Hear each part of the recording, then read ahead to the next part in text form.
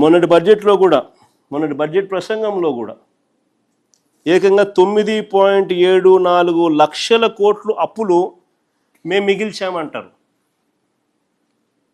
Budget ప్రసంగంలో వీళ్ళన్న మాటలు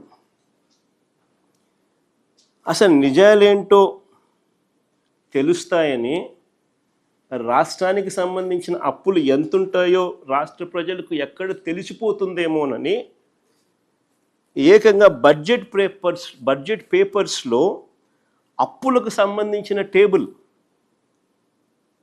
volume number 6 ఈ బుక్లో ఉంటుంది. వాల్యూమ్ నెంబర్ 6 బుక్లో దీనికి సంబంధించిన టేబుల్ పూర్తిగా ఎత్తేసినారు, కనపడదు. ఇది ఎప్పుడు జరగదు మామూలుగా.